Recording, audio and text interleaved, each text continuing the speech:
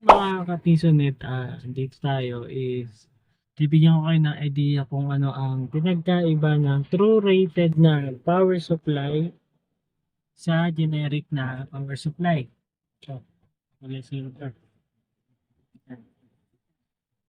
So, tapusin niyo yung video para marami kayong matutunan. So, ang generic na power supply.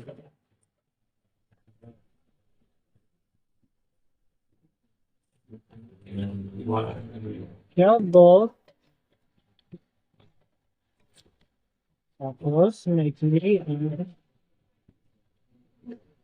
dalawang satan,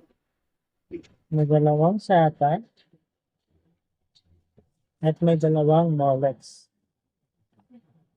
Isang 24 na pin at isang 12 volt 4 pin. So, normally, ang kulay niya is kulay silver at wala siyang switch. Wala siyang switch. Tapos yung fan niya nandito. So, wala siyang ibang fan, kundi lang. Tapos, pag binuksan mo siya, ayan, ang capacitor niya, capacitor, napakaliit. Maliit lang ang capacitor. Ito yung signal, napakanipis. Sobrang nipis. Tapos, yung coil is sobrang konti. Ayan, saka nipis. Kaya siya tinawag na generic. O para lang to sa mga walang accessories na computer. Tapos yung cord niya, kung mapapansin nyo, is maikli. Maikli. Ito ko sa inyo ang true rated. Ito naman ang true rated. Pagsalin ako. Kulay team, tsaka red. Ano sa magkasin na kailan?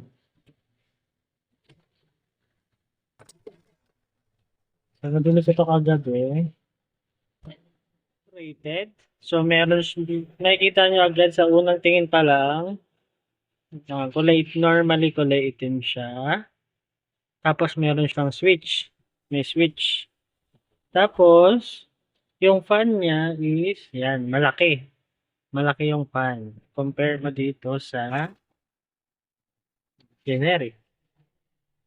Tapos, bukod doon, pagpansinin nyo, yung mga cord niya is mahaba. Sobrang mahaba. Ito yung para sa mga gaming na case. Ginagamit sa mga gaming na case. Tuloy na natin. Ito ang true rated na power supply. Papansin nyo, full sleeve siya. Ang tatak niya is Corsair. Corsair. Tatak. 450 watts. Meron siyang 24 pin. 24 pin na 24 pin.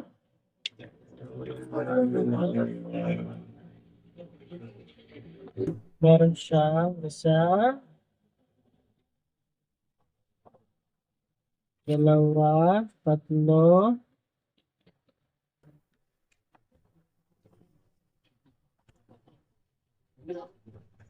apat.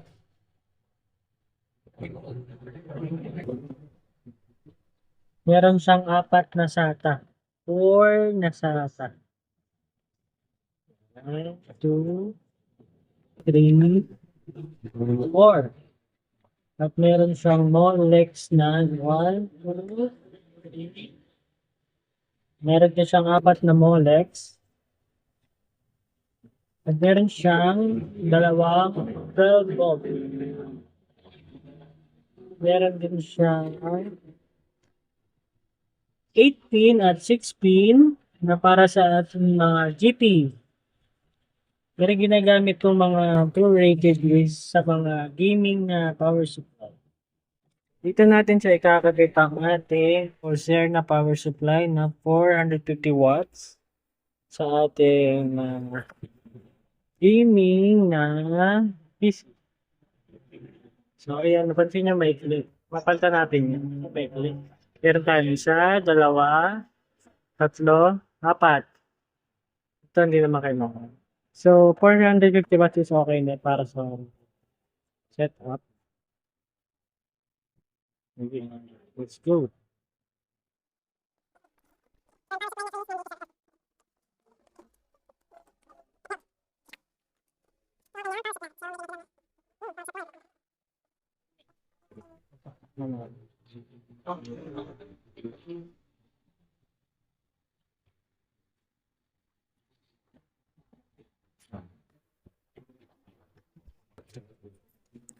Gusto ko kasi nakakonect siya sa ano.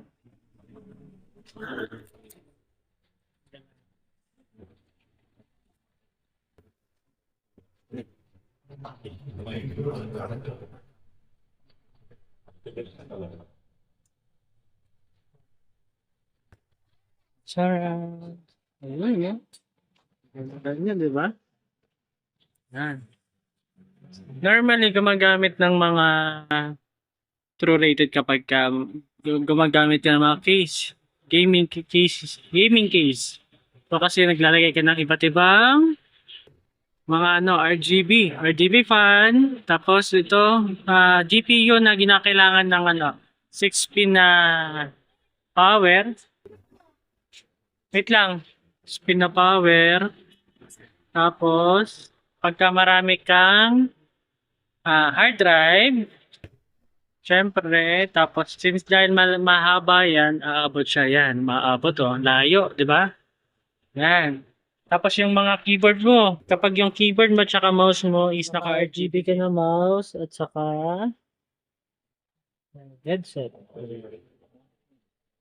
Para hindi nagpa-fluctuate yung baka sabihin, minsan pag ginagalaw mo yung mouse mo, pag walang, sabihin mo ayaw gumana kasi nga, ang daming nakasaksa.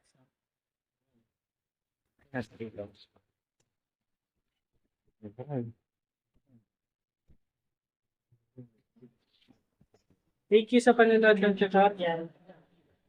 Please like and share po yung tutunan. So, RGB, ng headset. Ito yung piece net natin.